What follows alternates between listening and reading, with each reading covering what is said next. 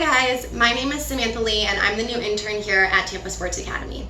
In today's video, we're just going to take a quick few minutes to talk about back pain and what we can do to prevent it, but also what we can do to reduce and treat it if we already have it. So science literally tells us that when we feel better, we are more productive, where we perform better, and so on and so forth. So it's probably not very surprising to hear that pain, and back pain especially, has a significant impact on our productivity, not only inside the workplace, but also outside, which, as you would expect then, it's especially important to take the necessary steps to prevent this pain, but also reduce and treat it. But before we get into our prevention and treatment methods, let's just do some quick housekeeping. So back pain is obviously pain and can be described as muscle tension and also stiffness. So back pain can also be caused by a variety of factors, from everything going from strain, injury, congenital issues, and even more serious medical issues like ruptured discs. So hopefully if you're watching this, you're not dealing with that. It can also be differentiated between either an acute condition or a chronic condition. Chronic just meaning lasting 3 or more months. So if you're like me and you can reference a specific incident of an injury like a fall or a sports-related injury or lifting something heavy and something went wrong, you're probably dealing with acute back pain. Now, if what I just talked about isn't you, some of the other most commonly reported causes of injury would be prolonged sitting, operating a machine that vibrates, stress and anxiety, and poor posture. That's going to be a big one for us as well today. As evident from that list, back pain is related to a wide variety of activities and occupations, which is why it's so common, again, why it's important to take care of. Now, there are 5 methods of prevention that I'm going to talk with you guys about today. Number 1 is going to be exercise. This is the most effective way to deal with back pain, and also is going to be the most beneficial for your overall health. Now, that just means reducing your risk for obesity. Exercise is also going to help strengthen those muscles, so hopefully that would prevent an injury if you're strong and conditioned in all of the other areas.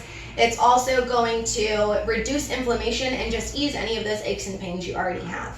Moving along into number 2, that is going to be eating well. So again, we want to make sure that we have a balanced, moderate diet. We're staying healthy overall, our bodies have what it needs, and then just reducing that risk of being overweight. Now, our third method of prevention is going to be quitting smoking. And I think this is one that a lot of people don't typically expect, because while the risks are well known for pulmonary issues and all of the other things that can cause, smoking can actually worsen your back pain and cause spinal degeneration. So let's not get too much into that, but definitely try and abstain from smoking if you're dealing with a back injury. Now, number 4 is going to be proper lifting techniques. So a lot of times I see people do crazy stuff while they're lifting things, and it's just one of the worst things that you can do that could really cause a serious injury without you even thinking of it. So with that being said, try and use your leg strength rather than your back strength if you have to lift something. Now, our final method of prevention is going to be walking and standing.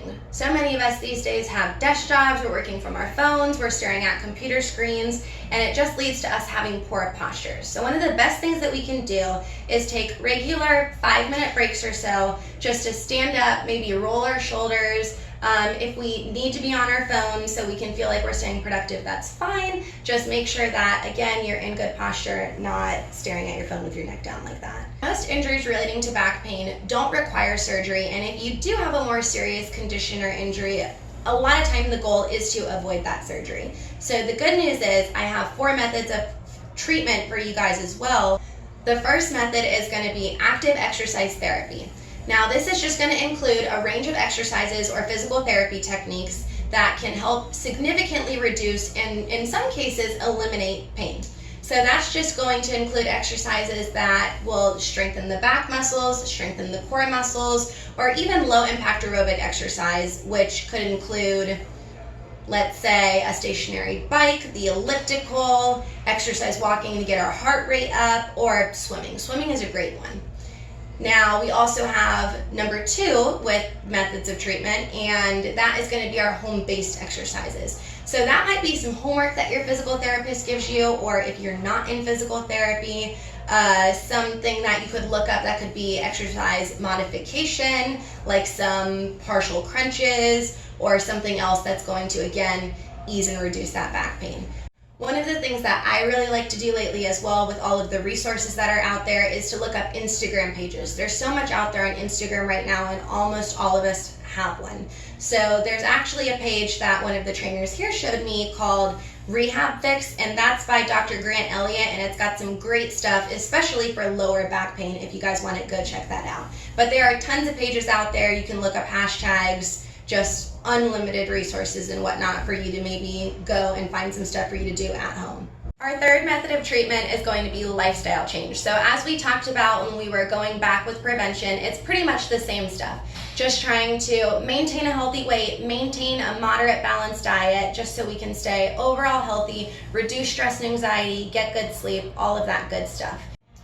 So last but not least, for our fourth method of treatment, we have passive therapy. That's just going to be ice packs, heating pads, ultrasound, and that'll temporarily reduce back pain as well.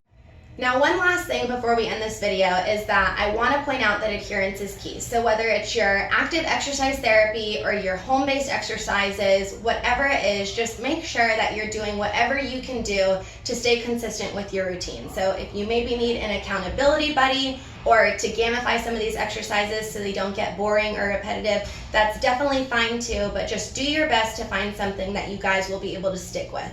And that's pretty much that. So thanks for watching. Leave us a comment, subscribe, all of the things, and thanks for sticking with us.